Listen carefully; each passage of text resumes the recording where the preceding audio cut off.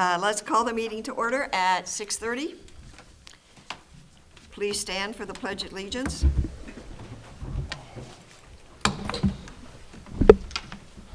I pledge allegiance to the flag of the United States of America and to the republic for which it stands, one nation, under God, indivisible, with liberty and justice for all.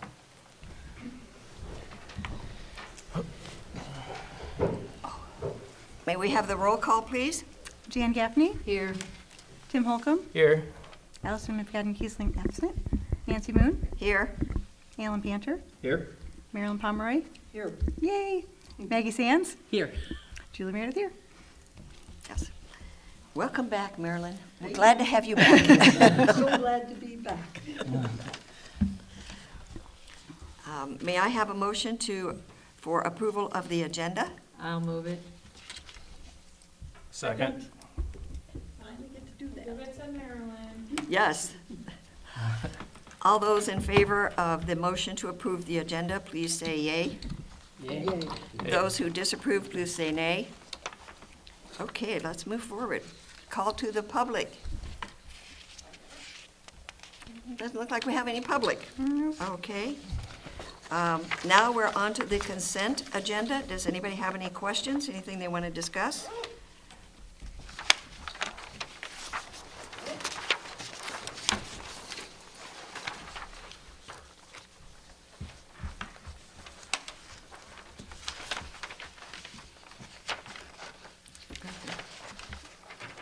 It's like when I just posted back what you just signed.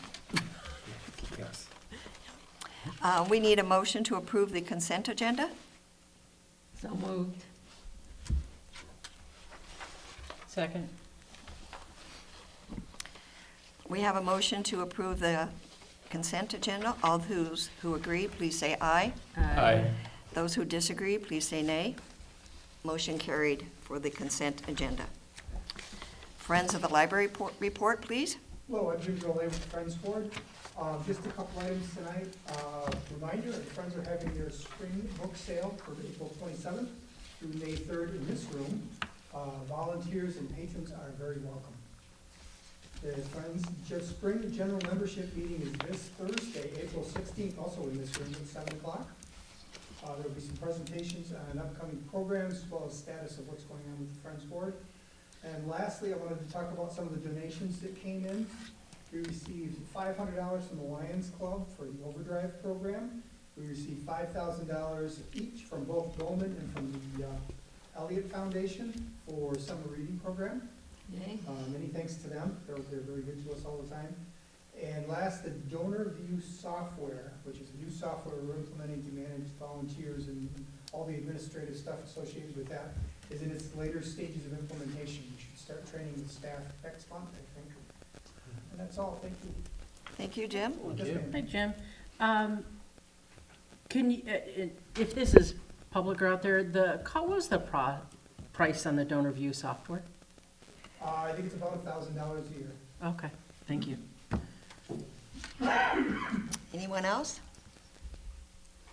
Okay, I think we're ready for the library statistics. All right, the statistical report is before you.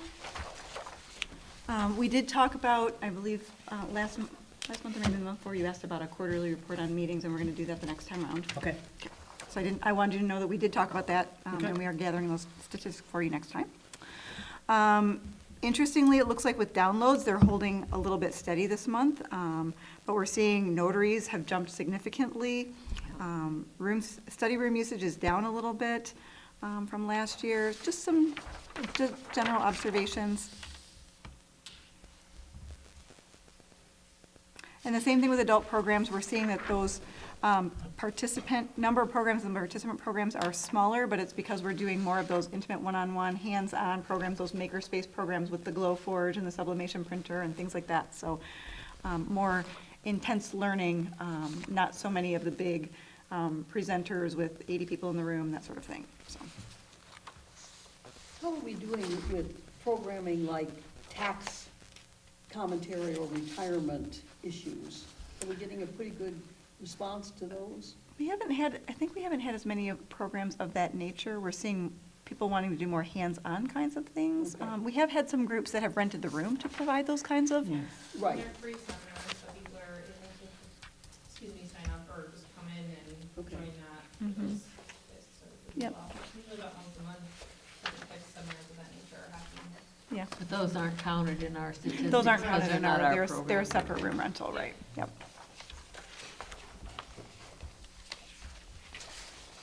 Anyone else? Questions? What, in as much as I totally get that we're moving to individual type of training thing for the adults and programs, what are we doing less of that, people wouldn't be participating in? So what were the group things that we don't do as frequently now?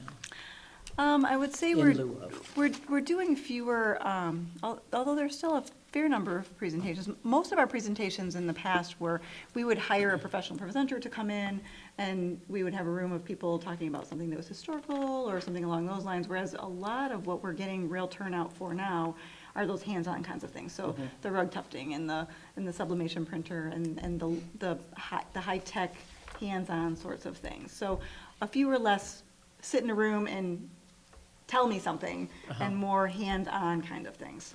More programs for seniors on how to use their smartphones and that kind of stuff. Things where it really needs to be one-on-one. Regular. Yeah. But I know we're still Yep. having some of the other, because a friend of mine commented, I had lunch with a friend the other day, and she mentioned a couple of programs that she'd been to recently, a concert and an author presentation, Yep. so I know some of that stuff is I think we're doing a little more balance. I think we used to do primarily those kinds of presentation things, and I think that especially amongst our adult staff, they like those hands-on programs a lot more, and they're doing more of those kinds of things, so, yeah. Anyone else? Okay, let's move on to the director's report. Okay. So as you know, I've broken it down into our strategic directions. So under We Are a Community Collaborator. Each year, the library participates in the Clarkston Area Youth Assistance's April is Blue Pinwheel Month program, part of the National Pinwheels for Prevention campaign. Gardens of blue pinwheels are on display throughout the community, including the library, representing the joy and hopefulness of youth. On March 18th, I was one of the speakers at the kickoff event. I focused my remarks on the power of words and the importance of sharing books with young people as a means of creating connection. Everyone in the community, whether or not they work directly with young people, plays a role in assuring that the children and teens in our community feel seen, supported, and welcomed. A key talking point of the campaign is a reminder that your small act of kindness could be the one that makes a big difference to someone else. always. Always, yes. Item number 2, on April 2nd, the library hosted an American Red Cross blood drive in the community meeting room. We have been told by the coordinator that blood drives held at our library always reach capacity, so we do our best to accommodate drives as often as we can based on need, which has been about 2 to 4 times per year. Under the We Are a Go-To Place for Learning and Resources, on March 21st, I presented at the Library of Michigan's Strong Connections, Strong Libraries Conference. In my presentation, I shared our library's outreach efforts in which we use the Simon Sinek concept Start With Why and encourage all staff to participate in events and activities to assure they experience the positive impact the library has on the community, even if their job does not usually include direct service to the public. It was a really fun day, very interesting. I learned a lot that day, and I really enjoyed presenting. So that was a nice trip to Lansing. Next item, on March 24th, our popular Salt to Taste Cookbook Club, led by librarians Saxony Betts and Deb Tenbush, held a pie competition in honor of Pie Day using the recipes in the Sweetylicious Pies by Linda Hunt. The top 3 pies were awarded prizes sponsored by the Friends of the Library from a field of 15 entries cooked by our book club participants. Prizes featured a CIDL Pie Day 2025 winner logo on a mug or pie plate created by our Innovations librarian using the library's sublimation printer and Glowforge. So it was all around a library event, a little bit of everything, and lots of people on staff were involved, so it was a really fun day. The large display case in the Catello alcove is currently featuring the miniature creative works of local teen artists. Students aged 13 to 18 picked up tiny 4-inch canvas from the library in March, decorated it in any way they wished, and turned it in to be displayed in CIDL's Teen Tiny Art Show from April 1st to the 14th. So today is the last day for that. What started as a one-time teen program has blossomed into an annual event by the request of our local teens. They really love doing it, and it is a lot of fun, and their artwork is beautiful. So, lots of fun. We are a vital organization. The library's 2024 audit is underway. Our auditor will be at the library for the in-person portion of that work on April 23rd. On Friday, April 25th, the library will be closed to the public for an all-staff training day. Featured presenters include Chris Miller, founder of the On a Dragonfly's Wings. She will speak about breaking the stigma of mental health and raising awareness about local community resources available for mental health support and suicide prevention. And Rachel Grassi, a communications consultant, will teach the staff about the 4 communication styles and provide interactive activities to assist us in coordinating the different styles to improve our teamwork. So we're looking forward to that. And then last, I received notification that I will be receiving the Clarkson Community Award for Lifetime Achievement. Heidi McLean and Stacy Puzio nominated me for this amazing honor, and the awards breakfast will take place on Wednesday, May 14th from 7:30 to 9 a.m. Well, congratulations. That's wonderful. Yeah, that was very sweet. Okay, so before we get into the meat of the meeting, the last thing I have in your, is a packet of items, and I'm just gonna go over them, sort of at a pretty high level. As you know, we talked about last month, the Institute for Museum and Library Services, has been eliminated. That's the best way you can call it. It has been significantly cut. And so what I am doing here tonight is showing you sort of what that means in terms of trickle down. We have very little money that comes, as I said last month, very little that comes directly from the federal government. It's E-rate, which is money that we receive that is supposed to help us pay for our broadband internet for the public.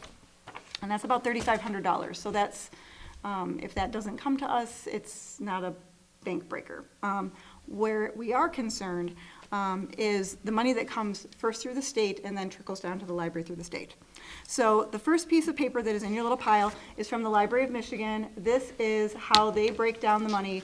So anything that is highlighted in orange is that IMLS money that comes to the state of Michigan.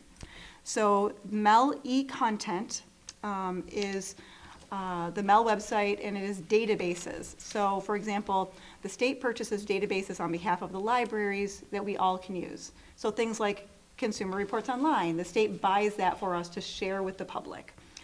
If the state's not going to pay for it, we want to still offer that to our patrons. That cost is then paid by us. So these are the kinds of things that where we will see the repercussions of these cuts, is that they're going to trickle down into things like, oh, we still want to have this service and the state can't provide it anymore because the feds aren't providing it anymore, and so we're going to see that coming out of our own budget. The really big one that we are most concerned about is that interlibrary loan service. So MELCAT, that's the catalog, the shared catalog system, the statewide shared catalog, and the delivery service. The next piece of paper that you have is this little annual report. It's a two-sided annual report.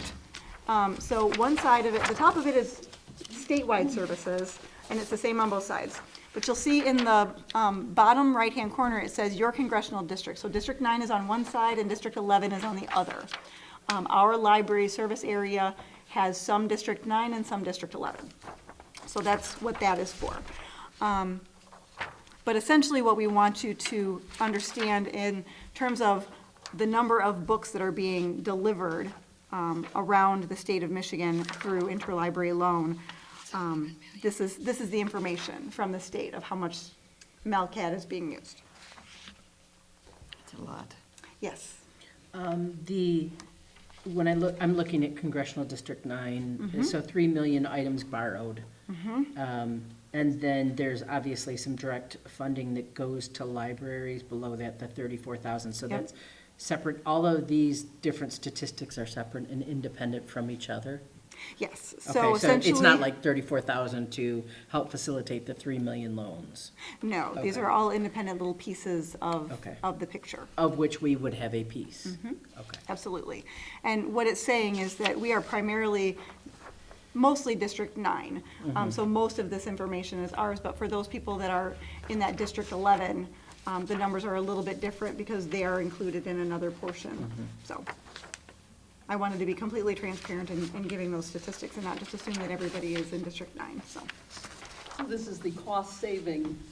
This is the Of the usage, so, plan. yep, this is the usage, so that you know exactly how much library service is being used. There are 396 public libraries in the state of Michigan. Items borrowed overall is 74.8 million books across the state. Just a lot of books. 97.44% of libraries provide free Wi-Fi service, but if you look in District 11, it's 100% of the libraries. In District 9, it's 95% of the libraries. So it kind of depends depending on, so that you can get a clearer picture. There's the statewide, and then there's the smaller districts and who's doing what where. Okay? So then the next piece of this list from the Library of Michigan talks about other statewide programs and services. And so in this point, you're talking more about the grants that are directly to libraries. You're talking about the trustee training that some of you took those classes. Those were funded by the Institute for Museum and Library Services. The conference that I went to that I spoke at in Lansing just recently, that was hosted by the Institute for Museum and Library Services. So those kinds of things are at risk. And so basically at the bottom of the page, then it says the total amount, that $4,788,124, that's the funding that the state receives from IMLS. And those are the things that they're going to have to look at and figure out if the state could provide some of that funding, and if not, how they're going to rebalance this budget. Okay? What, I was just thinking that it's not okay. Right, it's not okay. what do you anticipate timeline of hearing from the state? It's hard Because they have to go through an appropriations process. It's hard to say because, so part of the reason I've been a little bit quiet about this is that it's a little bit of a chess game, kind of trying to figure out where it all comes from. We're on a January to December fiscal year. The Library Network, which is the group that actually does the delivery for MELCAT, they are on a July to June fiscal year, and the state is on an October to September fiscal year.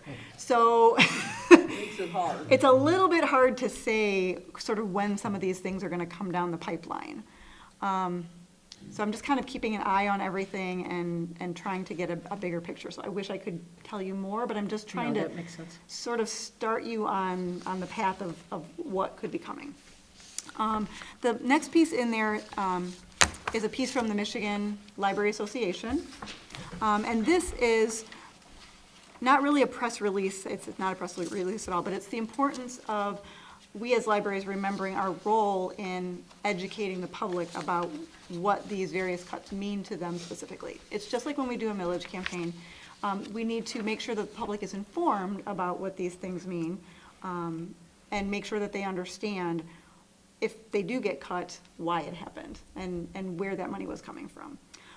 So this is reminding us that when we make these comments and when we educate the public, it's an information-only sort of thing. We may have some strong opinions about how we feel about these various things being cut, but we need to deliver that information the same way we do during the last 5 millage campaigns that I've done, information only in an objective way so that people really understand what's going on. Just the facts. Just the facts, just the facts. And then the last piece that I've got in here, just so that you, or the second to the last piece I've got in here, for folks that are looking for their congressional district, if you go onto the website, you can put in what your zip code, and when you put in 48346, it's going to say to you, well, you could be one of 2 districts, and then you put in your specific address, and it'll tell you which one you are. So that's the way that people can find out if they do want to talk to their legislator. And then the last piece that's in there is an article. I don't know if you heard, but late last week, the Attorney General for the state of Michigan, Dana Nessel, announced that she and the attorneys general in 19 other states have filed a lawsuit for the action that was taken to IMLS. So just so that you know, this is kind of her press release of what that is, what happened and what that is. So mostly I just wanted to kind of give you a pretty high level overview. I'm watching very, very closely. This is not my first rodeo doing this kind of thing. But it's really early to answer questions. And it's a little bit scary, but We need the background. Yep. Any basic questions I can try to answer? No. Okay, all right, very good. Feel free, as you kind of sift through this information, if you have questions, reach out to me. You know how to get a hold of me. I'd be happy to answer to the best of my ability. Anyone out there having questions? Okay. Well, I think we need to move on. We're into regular business. Okay, so the first item, request to approve the collection of adoption fees for the Four Paws Cat and Canine Rescue. So Saxony Betts is here, she's our collaborations librarian. Each year, the library staff plans an exciting event with a variety of activities for all ages to kick off our summer reading program. This summer's event theme, Color Your World, allows for a lot of creativity and planning, and I've included a map. In addition to outdoor games, an obstacle course, chalk art, snacks, bubbles, and face painting, the planning team would like to include Four Paws Cat and Canine Rescue, a nonprofit organization in Springfield Township. They would bring cats and dogs that are available for adoption that library visitors could enjoy. Should someone like to adopt a pet and take it home, there is an adoption fee. Our policy states that commercial sales or the collection of fees cannot take place on library grounds without previous approval. So we are asking the board to grant permission to Four Paws Cat and Canine Rescue to collect an adoption fee at the event that day, should a library visitor choose to adopt a pet. This is not the sole purpose of the summer reading kickoff, but it is an added feature that provides a fun activity for the community and an additional place for the pet rescue group to connect with potential loving families for an animal in need. So I have included the library policies, and Saxony's here to answer any questions you might have about this project. I have one. Are we going to publicize that this event will include this, so Yes, parents that are will- aware? That will be included in some of the literature. Okay. But assuming it's approved, of course. Okay, And, Cissy will be handling marketing, of course. okay. Is this our first go at this, or did you say we've done it before? We had summer reading kickoffs. Oh, but, Sorry? finished. We typically do have a summer reading kickoff every year. To my knowledge, I haven't experienced one that happened to have Pets. pet adoption as a feature before, but we have had pet adoption events at the library at some point in time. I see, okay, so just never combined. Great, thank you. So this is in conjunction with the kickoff, or? Yeah, is- it's in conjunction, just another thing for Okay. people to go check out and do. Another activity. And didn't we have a winter program that was like read to a pet or something? Oh. We do have Read to Pause on a Yeah, regular Read basis, to I Pause. think it's monthly. Oh, okay. Usually it's 2 times during a day on a Saturday, and Jamie runs that program, so she can speak to more of those specifics. I worked on Saturday, and it just happened to be this past Saturday, and as it wraps up, Jamie comes through and says, does anybody need to pet a pet? So, yeah. And those are therapy dogs, aren't they? They are therapy Registered, dogs, yeah. These would not be therapy dogs necessarily. Just random little puppies and kitties. Just random puppies and kitties, yes. But that program is quite well attended, isn't it? It is very well Very attended, well it's usually attended. full, yeah, it's usually full. That's great for kids who are uncomfortable reading aloud, which every family generally has at least one. Yep. We have done in the past, I know the kids have made pillows, like they made one for themselves and one for a shelter pet. So, I mean, they really enjoyed doing that, so. Yeah. That's great. So, yeah, basically, they're just asking for some permission to collect fees should someone want to adopt a pet That at day. the actual event. And these are fees that would be paid no matter what. I believe it's a small number, I don't recall the exact specifics, but it's probably around $25, $35-ish. I'd have to double check those numbers. But it's paid directly to them, it's just, Numbers are not my strong suit. I'll get back to you with the exact amount. No, that's okay, yeah, but that's paid directly to the pet rescue. Directly to the nonprofit, yes. yeah. So it's just, we're just giving them permission Yes, to collect fees on our Yes. premises, okay. yes, Yeah. pretty much. On that day at that event. On that day, for that Yes. specific event, during that Right. specific time. Yep, good stuff. Any other questions or comments? May I have a motion, I please? move that we approve permission to Four Paws Cat and Canine Rescue to collect adoption fees at the 2025 CIDL Summer Reading Kickoff. Second. Thank you so much for your consideration. Yes. Really appreciate you. Looking forward to the event. Yes, thank you, Saxony. Thank you. We have a motion to approve permission for Four Paws and Canine Rescue to collect adoption fees at our summer reading program. All those approved, please say aye. Aye. Those who disapprove, please say nay. Motion is carried. Now we're onto the ACH vendor list. All right. So in 2023, an ACH and electronic transactions policy was approved by the board. As part of the policy, the board reviews and approves the list of vendors that are authorized to receive ACH payments from the library at least once a year. This was last done in December 2024 to add a few additional vendors, but we were in the process of hiring a new administrative assistant for accounts payable, so we anticipated a more thorough review once the new hire was able to settle into the role. Kathy Stewart joined the team in January and has now had a chance to do a full review of the library's vendor list. She has identified 7 additional companies with the ability to accept ACH payments, in which there will also be a benefit to the library by using this more streamlined payment process. These companies are highlighted on the list in yellow, and Kathy is here to answer any questions if you happen to have any. I think it's great, Kathy. As many as we can get, the better. Yeah, no stitches. Now that we're going getting that used Yeah. to signing off on that. It's an easy way to verify it and move forward. Without having to worry about delays in getting the payments Yes. made. No late fees, no nothing. No, it's great. Yeah. Indeed. And it's the same, as a signer, it's essentially the same thing, I'm just signing a different piece of paper. Right. Exactly, exactly.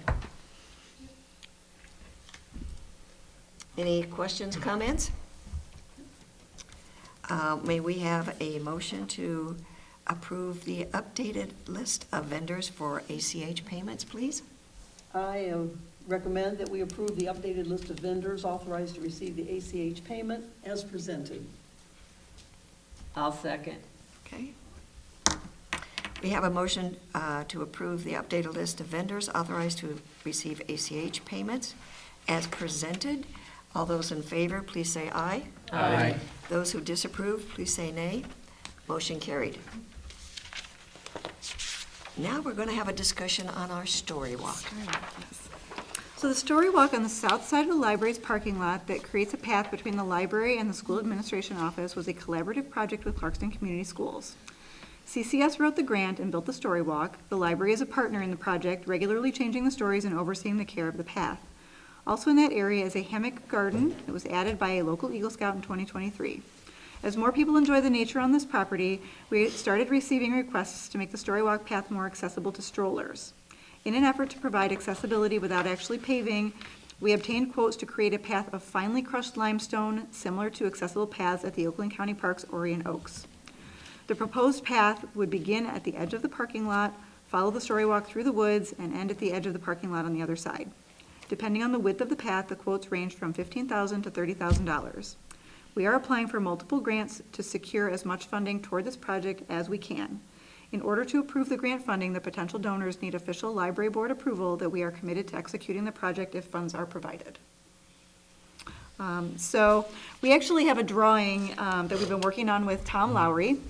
He is part of the, well, obviously he is a retired landscaper, but he's also part of the Optimist Club. And when he saw that we were doing this project, he came out and drew us a beautiful drawing of through, up over the hill and over the river and through the woods. Over the river and through the Across woods. across the story walk and then back out the other side. And really helped Stacia and I talk about how wide it should be and making sure that it is accessible but still leaves the path somewhat rustic because we don't want to just pave it. Yeah. So he drew it up for us. He's helping us to kind of negotiate out, since he's a retired landscaper, he's helping us to kind of negotiate out the best deal and making sure that we're being mindful and not getting into a project that's overly expensive. We're just hopeful that the board is supportive in us moving forward on this, but they wanted to know that you were committed to allowing us to do this beforehand. And I have been working with the school as well. Wes, who's the facilities coordinator over at the school, they're all gung-ho. They said, go for it. So they're pleased that we're taking on this piece since they did the original grant. So I'm not familiar with those paths at Orion Oaks, and the crushed limestone doesn't sound accessible to me for like wheeled vehicles, It's but kind of like the Paint Creek Trail, if you've ever it's like, done yeah, that, it's like or- Paint Creek.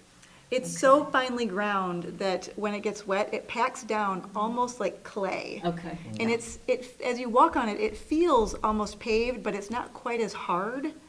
And the water drains off beautifully. It Right, doesn't get, which is a nice feature. it doesn't because get that's- puddles. When they mow it, they can mow right over the top of it, and the mowers don't throw the stone. So it's not like pea gravel. It's literally almost like, it's bigger than dust, but smaller than pea gravel. Almost like cat litter.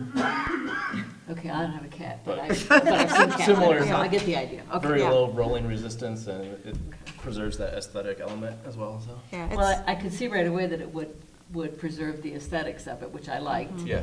And the drainage, which I also liked, because the runoff from a paved path could make a disaster Yes. out there.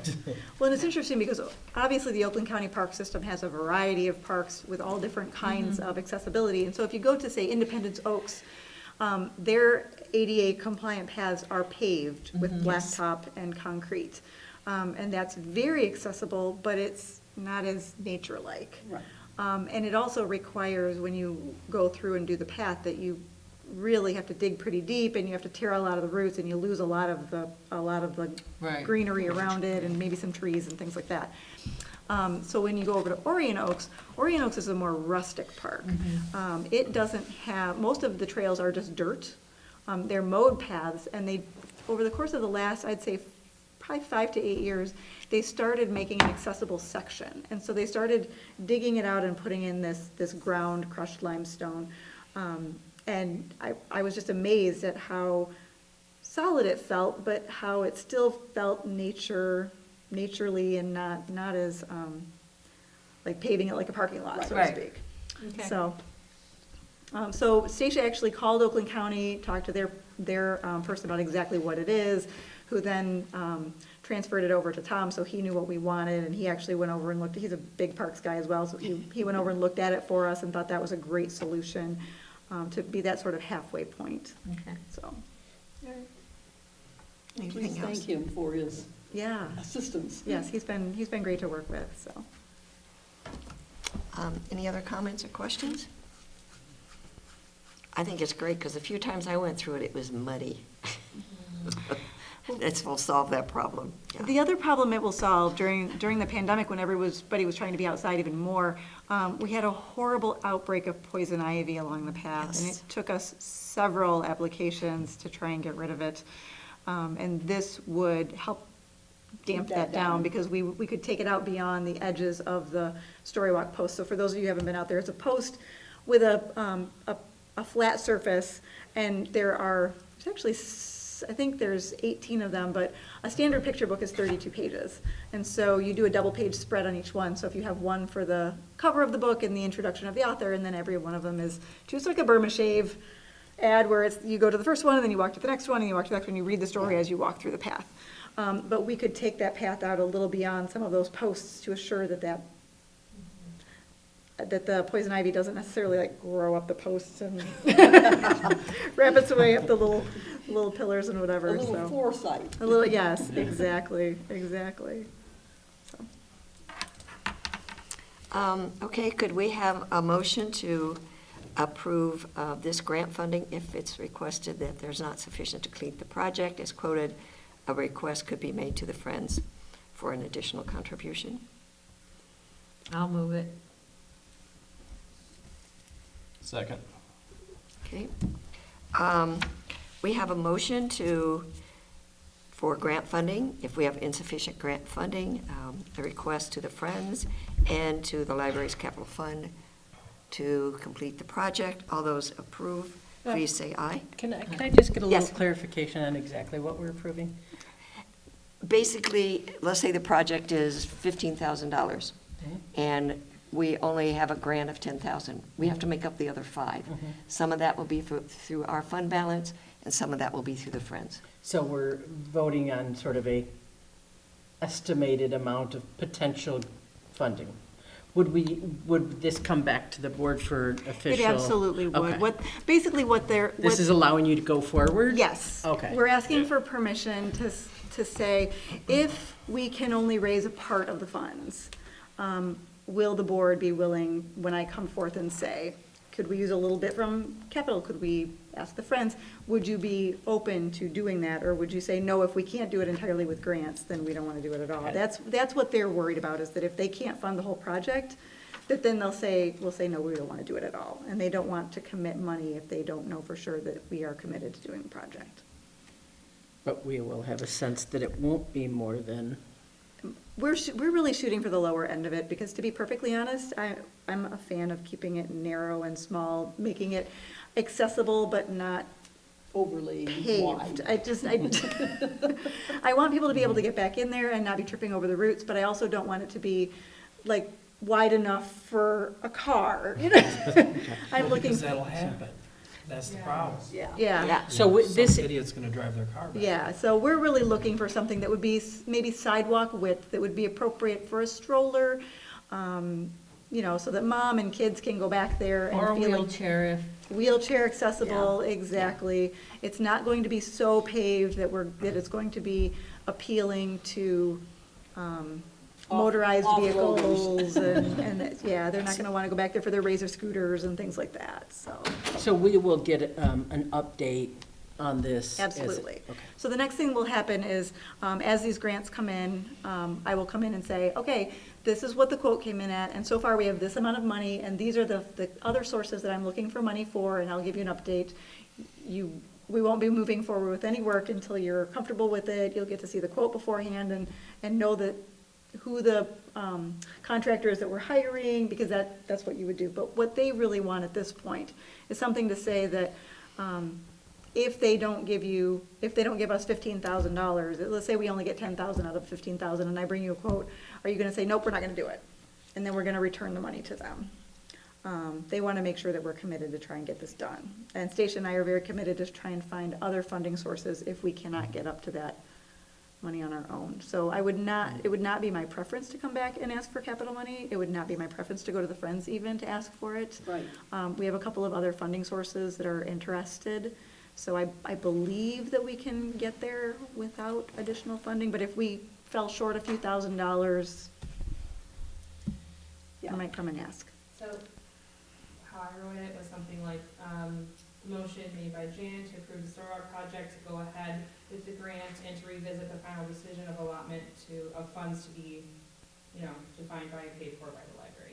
Yes, So because that way it kind of comes back here, you guys can. my mindset Does is, that sound like- if we're talking, a few $1,000s, it's an easy decision. If it's coming back to say we need $15,000, that's a Yeah. different discussion. absolutely. Different And discussion. one's a non-support for me and one's a support. Absolutely. So directionally, I'm saying, let's go forward, but let's, I'd like more information before the final decision. You get Okay. final call on anything that's going to happen. We would not break ground without you having seen the Okay. contract. You would have to approve the contract. Okay, first. terrific, Yep. terrific. Just Yep. wanted to make sure, because it felt Absolutely. very open-ended. It did and feel a little okay, open-ended, so thank I'm you. glad that you've clarified it the way you have. Thank you very much, Nicole, that was good work. Good job on the motion, thank you. Yeah. Jim, being part of Friends, are you okay with this concept as well? I'm pretty in line with what Maggie just said. I mean, if it's more than 5,000 range, that's something we could probably help with.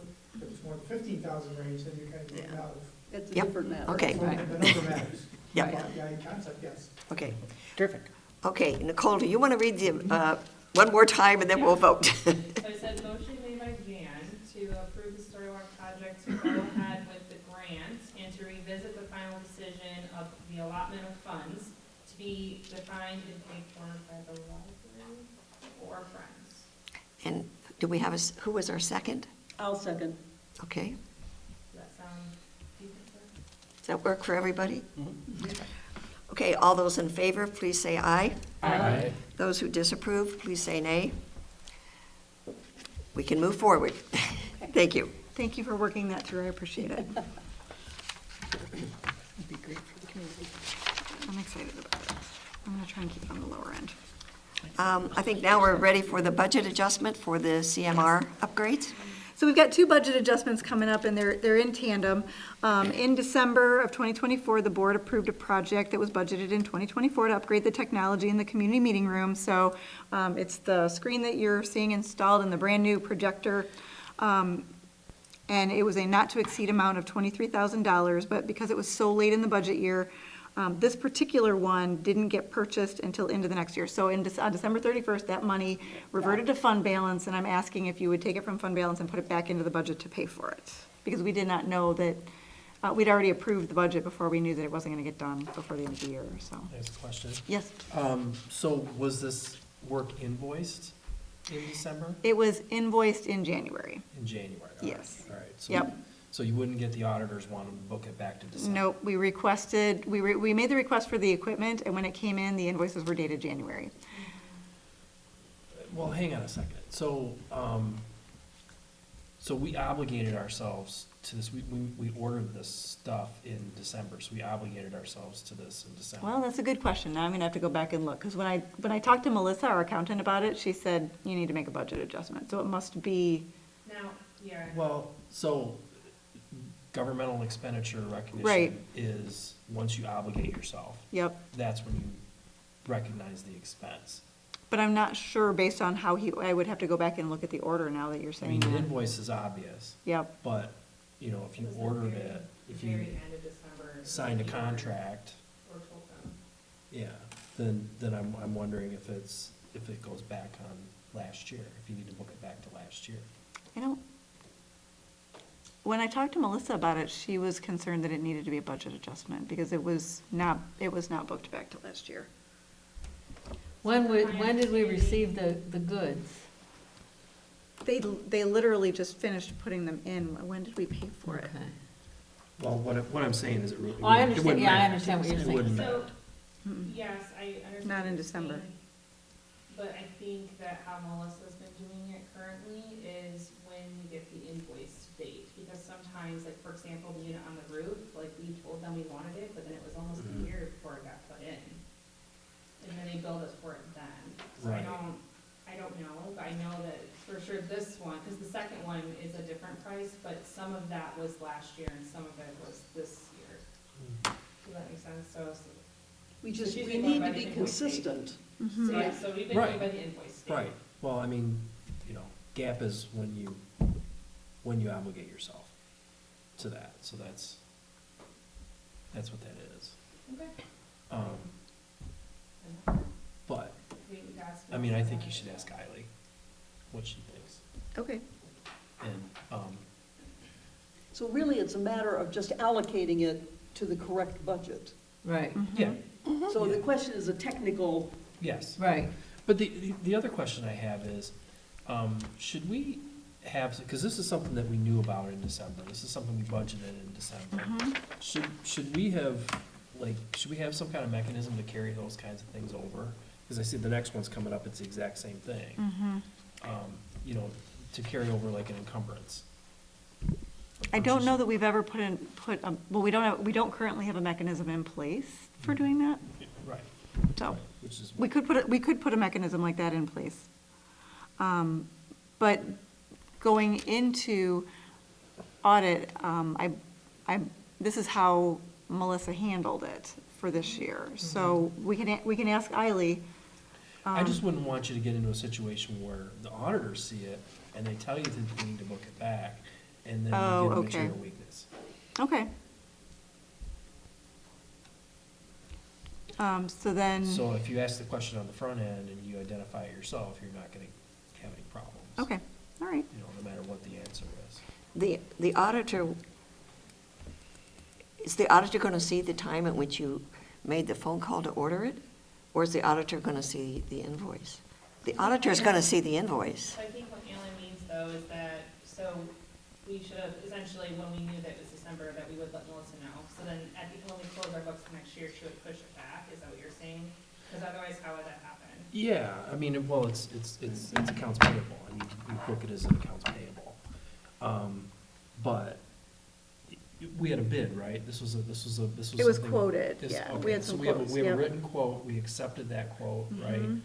We told the person about that, so we obligated ourselves in December. Yep. You know, so it's a gray area. Yeah. It It is absolutely actually a gray cleaner though, area. the way you're saying, than putting it back into the fund balance and then taking it back out. Sure. It's still the same money You because just, you just record the expense in last year where you had it Right, budgeted in the first right. place. We can do it either way. I'm just thinking of all of the situations where, as Nicole pointed out, like when we bought the furniture, we obligated ourselves in February of one year and it didn't come in until March of the following year. Right. So the way we've been handling it is that, Yeah. you know, it's budgeted and we have the money there, but then when it actually gets paid, we Yeah. just I don't move know it if it's into a the. hair worth splitting, so. Well, it doesn't happen I'm- particularly frequently. It just so happens that Bill had two of them this year. And it- Right. and Normally it we- It happened because he ordered it at the very last, like, week of Right. And So this, it's right in this that. budgeted item was budgeted before December. It was We had budgeted, yeah, it was budgeted in budgeted when the last budget was year's written, budget. yeah. Right. So it's Right. just that it was taking place Yep. It's a matter of later when in the year. Right, which Yeah. is another reason I think that we should have some kind of mechanism to carry that budget forward, Okay. so we don't have to amend the budget. That's actually in alignment with other nonprofits that I sit on, that where the Right. budgets are a little bit bigger, but it's, Yeah. they use the gap accounting the same way you're describing it. Oh, sure.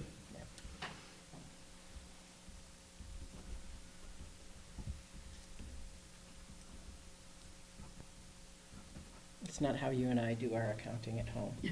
No. No, yeah. I find gap accounting quite confusing sometimes. It can be, but that's why I have a job. Generally accepted. So now, we gotta keep Alan, working, so that's why we gotta make the change, though. Okay, any more questions or comments? Well, this is why we have so much expertise on the board. That's right, that's why we do. It's why we need to keep a variety However, of, does this mean we need to hold off on making this I'm assuming that's what you're saying, is you want me to go ask Eiley about it before we first. do this? I don't wanna hold it up for that. I don't, We could make it dependent upon her, that we move it forward, dependent on the upon auditor's the auditor, recommendation. if the auditor can, also agrees with the recommendation to make the budget adjustment. And then potentially finalize in the next meeting. I hate to do that, but I suppose that's the way to do it. Well, to dot the i's and cross the t's, if you're concerned about the way we're doing it, then we should definitely talk to her and see how she wants it done. It Yeah, I doesn't, guess- it's not like it yeah. happens every year, but we've had a Right. few that, where somebody's kind of gotten to the project way at the end of the year, and maybe what we need to do is just say, you know what, it's too late, put it into next year's budget, we're not gonna do it this year, since it got into the 11th hour, Right. Yeah, so that it's not straddling the year like that. So can I make a motion to, have we made any motions? No. yet on it? Okay. no, we've just been discussing it. Okay. So yes, we could use a motion, thank you. And do you want to tie the two of them together, or do you want to start with one? I'll say the Let's other. do the first one, Okay. which is, I make a motion to approve a budget adjustment of $23,000 from the fund balance to line 980 equipment contingent upon the agreement of the auditor. I'll second that. Okay. Okay, we have a motion to approve a budget adjustment of $23,000 from fund balance to line 980 contingent on the agreement of the auditor. All those in favor, please say aye. Aye. Those who disapprove, please say nay. Motion carried. So the second one's a little bit more complicated because part of it did get paid in December, and there's only a piece of it that didn't get paid until January. So in this case, we're looking to move $9,600 from fund balance. This one was purchased in two parts. So some was invoiced. Some and of it was invoiced and paid. In 2024. Yep, and there was This is the $9,600 that one got that was paid in not. 2025. Okay. Why was some invoiced in, Because it came in parts. it came in He was parts? buying a server, and they sent the first part of it, they shipped it, and we paid for it, and then the rest of it was back ordered and didn't come until after the first of the year, Okay, so. okay. Yeah, I guess I have the same question. I mean, Hence the was it mechanism. ordered? It was ordered, it was all ordered in December, but as I said, we've been using the invoice date to determine where it goes. Yeah, and that's pretty So, normal, yeah. yeah. At least it's consistent. Yeah, okay. I mean, we're not committing ourselves to anything we don't have the budget for. Mhm. It's just when it's getting paid for, we're moving it into the appropriate budget year, just to make it easier to close out the year and track it, Mhm. so. I would make a motion similar to what Maggie made on the last, on this one. Okay, She Nicole, said do it you so want well, to, I don't want do to. you want to read that back, Nicole? So motion made by Jan to approve a budget adjustment of $9,600 from fund balance to line 980 contingent upon the agreement of the auditor. and Second. Okay, all those in favor, rather than repeating it, please say aye. Aye. Aye. Those who disapprove, please say nay. Motion carried.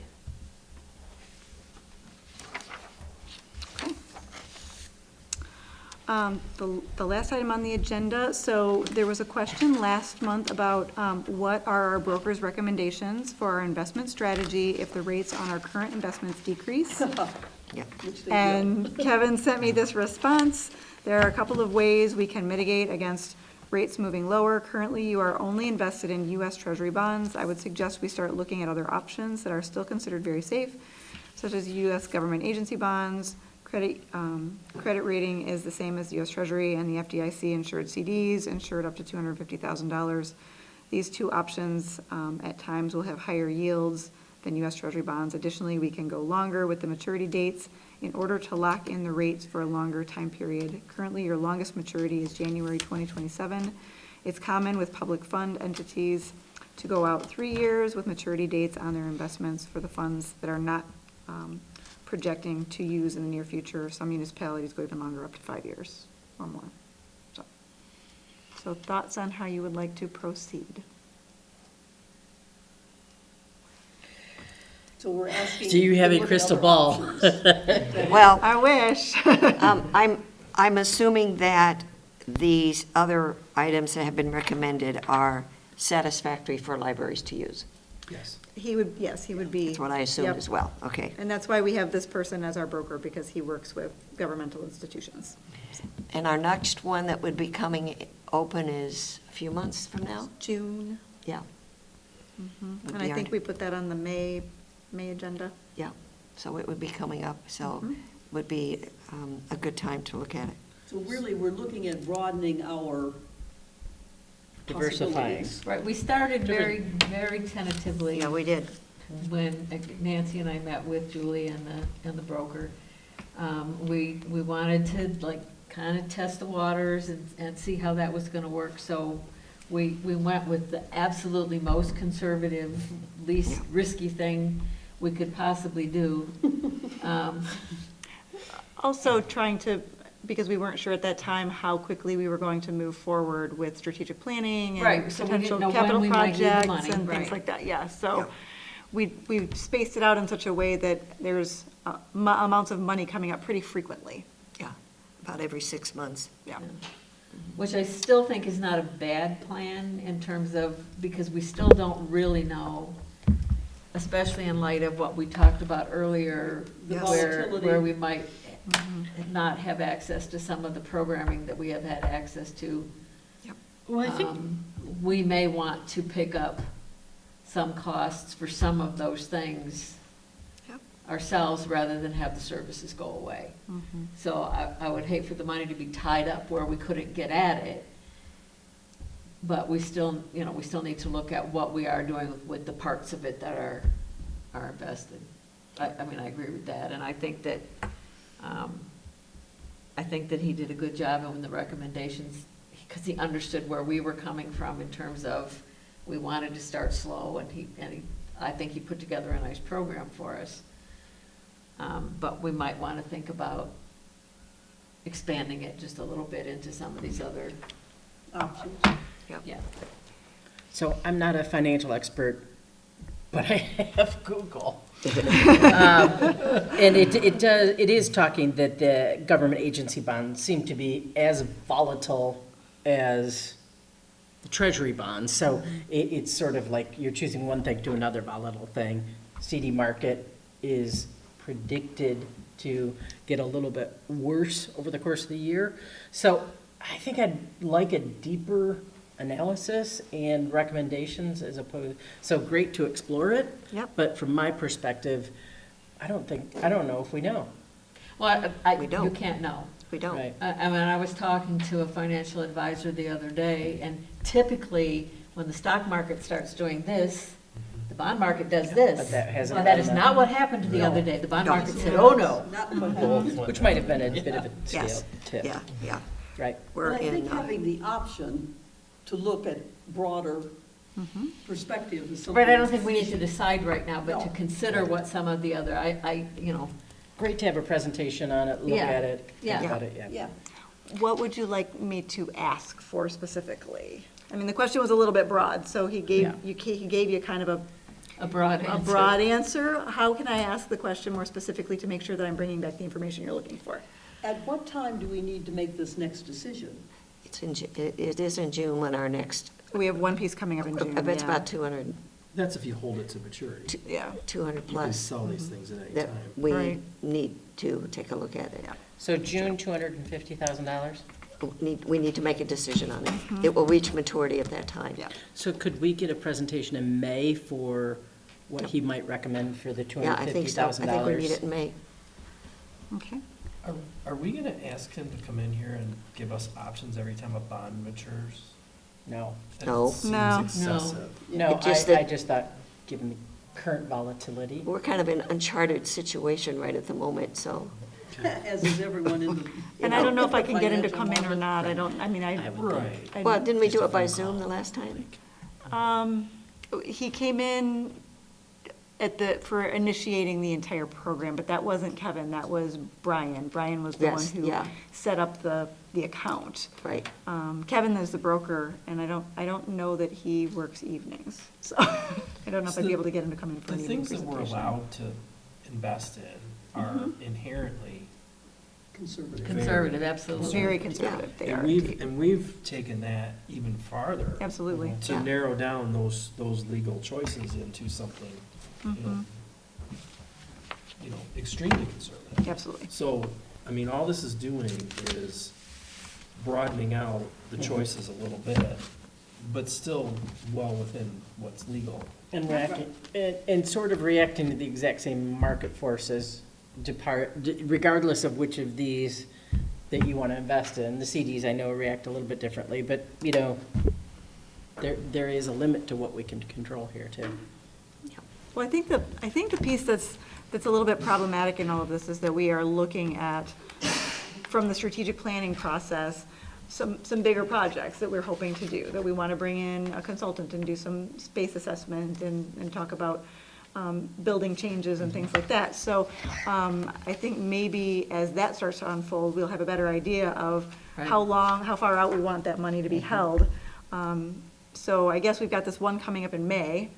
But beyond that, I would think, depending on how quickly we get the consultant in here and get an actual response from them, an assessment of the building itself, maybe later in the year, we would Do And- something else. and Calibrate things. My inclination might be because we're already in April and that money is maturing in May. Yep. Probably just to leave that alone and look at the next time we have something coming to maturity, if then we want to make changes. Right.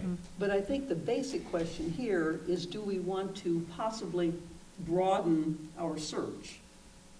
Which I'm in favor of. Okay.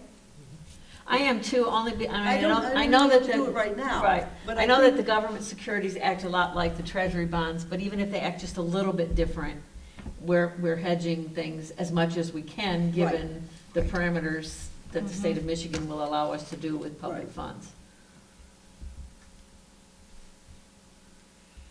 Okay. So ask some questions about, more detail about what those other options are, but it sounds like I'm hearing just let May, when June comes, come in and we'll probably just approve to continue on, maybe make some bigger choices the next time around? Am I interpreting that properly? Yeah, I don't feel like we should rush into anything, especially not, because it's not gonna make a huge difference, I don't think, at this point. I mean, I think if one tanks, The they're all question gonna is, tank. how long do we want to invest? What size chunk? Do we want to go out 3 years? Do we want to vary that? Right, and until we And- know what we're doing with the strategic plan, we can't really We can't do any make of that those. determination, so. Yeah. We can't do And any of what those. the other options might be, which might not make a big difference. Right, So I can sit down with Kevin and get some additional information for you, just in general, what those other options are and what that might look like, and bring those back in May so we can start that conversation? sure. Does that sound? Yeah. I don't think I'm gonna be able to get him to come in, but I can probably ask him some questions and just get some more detail. Does that sound okay? Okay. All right. So we don't need a motion for that, right? No. That's- No, nope, I just needed some direction of how you'd like me to proceed, Okay. so that I'm doing what you need me to do. All right.